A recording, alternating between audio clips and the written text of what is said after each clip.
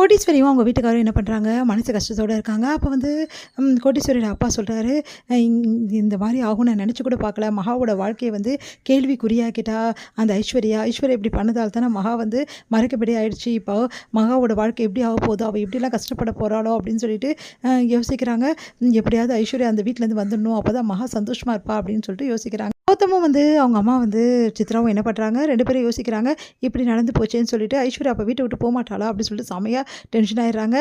சரிடா அதெல்லாம் கூட அப்புறமா இருக்கட்டும். முதல்ல வந்து தாத்தா வந்து மண்டைய கிட்டே போட்டாருன்னா அவ்வளோதான் முடிஞ்சு போச்சு. நம்மளுக்கு சொத்தே கிடைக்காது. அதனால் வந்து அவர்கிட்ட எப்படியாவது வந்து நம்ம கொஞ்சம் சொத்துக்களை வந்து கைப்பற்றணும் அவர் இருக்கும்போது அப்படின்னு சொல்லிட்டு முடிவு பண்ணுறாங்க. இங்கே வந்து மகா என்ன பண்ணுறாங்க, சூர்யா பார்க்க போகிறாங்க. சூர்யா வந்து பார்த்துட்டு அப்படியே மகா பேச வராங்க. ஆனால் சூர்யா வந்து அவாய்ட் பண்ணிட்டு போகிறாரு. ஏங்க ஒரு நிமிஷங்க நான் சொல்கிறத கேளுங்க.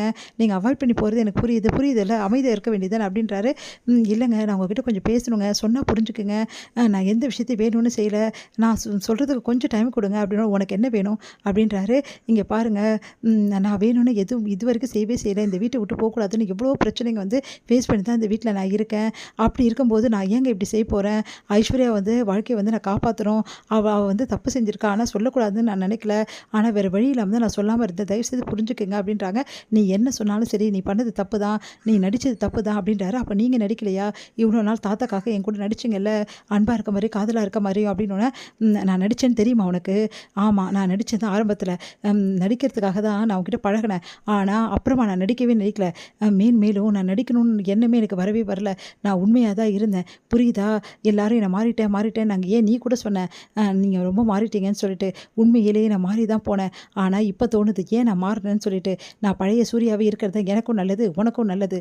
நான் நடுவில் மாறினேன் பாரு, அது எல்லாத்தையும் மனசுலேருந்து தூக்கி போட போகிறேன் அப்படின்னு சொல்கிறாரு. இதுக்கப்புறம் உனக்கும் எனக்கு எதுவுமே கிடையாது. நீ நல்லா ஏமாத்துக்காருன்னு இப்போ எனக்கு தெரிஞ்சு போச்சு. இதுக்கப்புறம் என் மூஞ்சில் முடிக்காது, உன்னை பார்க்கவே எனக்கு பிடிக்கல அப்படின்னு சொல்லிட்டு போயிடுறாரு. மகா வந்து அப்போது இவர் என்ன உண்மையிலேயே அப்படின்னு சொல்லிட்டு, ஐயோ என் வாழ்க்கையை நானே பாழாக்கிட்டேனே அப்படின்னு சொல்லிட்டு பயங்கரமாக கதறி அழுகிறாங்க. தலைமையில் அடிச்சுட்டு அழுகிறாங்க. அவங்களால தாங்கிக்கவே முடியல. அடுத்து அனாமிகா வந்து விஜய்க்கு கால் பண்ணுறாங்க. அப்போ விஜய் வந்து நடந்த விஷயத்தெல்லாம் வீட்டில் நடந்ததெல்லாம் சொல்கிறாரு. அதை கேட்டு அனாமிகா வந்து அதிர்ச்சி அடைகிறாங்க. கவலைப்படாதீங்க, தாத்தாவை நல்லா பார்த்துக்குங்க, நான் வந்து பார்க்குறேன் அப்படின்னு சொல்லிட்டு அனாமிகா சொல்கிறாங்க. அடுத்து வந்து ராஜலட்சுமி செம்ம கடுப்பாக உள்ள ரூமில் இருக்காங்க. அப்போ வந்து அவங்க வீட்டுக்கார ராகவன் அங்கே வராரு. என்ன ஏன் இப்படி இருக்க அப்படின்னோடனே, என்னத்தை சொல்கிறது, இவ்வளோ நாள் வந்து அந்த மகாவை தலைமையில் தூக்கி வச்சு ஆனீங்கல்ல, இப்போ அவள் சுயரூபம் தெரிஞ்சிச்சு அவங்களுக்கு. நான் அப்போலேருந்து சொல்லியிருக்கேன் அவங்க குடும்பம் ஒரு ஏமாத்து குடும்பம்னு சொல்லிட்டு. ஆனால் இப்போ வரைக்கும் நீங்கள் நம்பல. இப்போ புரியுது அவங்களுக்கு. இப்போ மகா மேலே என்ன தப்பு நீ கண்டுபிடிச்சிட்ட, என்ன தப்பு கண்டுபிடிச்சிட்டா, இவ்வளோ நடந்து இப்படி கேட்குறீங்க, வேறு என்ன சொல்கிறது. அவள் சந்தர்ப்ப சூழ்நிலை அவங்க அக்காக்காக அப்படி வந்து பண்ணிட்டா. நானும் நீயும் அதே இடத்துல இருந்தாலும் அப்படி தான் பண்ணியிருப்போம். சரிங்க, அவங்க அக்காவுக்கு வந்து ஏதோ போய் சொல்லி கல்யாணம் பண்ணிட்டா, அதோட வந்து முடிஞ்சு போச்சா? அதுக்கப்புறம் எவ்வளோ சந்தர்ப்பம் கிடைச்சது எல்லார்கிட்டையும் சொல்கிறதுக்கு. நீங்கள் எவ்வளோ அவளுக்கு உதவி பண்ணியிருப்பீங்க. உங்ககிட்ட சொன்னாலா, இல்லை என்கிட்ட சொன்னா? சரி என்கிட்ட பேச மாட்டா, தாத்தா கிட்ட சொன்னாலா? சரி தாத்தா கிட்ட சொல்ல வேணாம், கூடவே இருக்கானே அவன் புருஷன்காரன்னு சொல்லிட்டு. அப்போது சூர்யா கிட்ட இந்த விஷயத்தெல்லாம் சொல்லியிருக்கணுமா இல்லையா? இப்போது இவ வந்து இந்த மாதிரி பண்ணிட்டோன்னா, ஒரு பொண்டாட்டி இந்த மாதிரி வந்து நம்பிக்கை துரோகம் பண்ணால் எந்த புருஷன் தாங்கிப்பான்? அதனால தான் என் புள்ள உடஞ்சி போயிட்டான் தெரியுமா? இப்போ வரைக்கும் என் புள்ள மனசுக்கு இவ்வளோ கஷ்டமாகுது எனக்கு தான் தெரியும்.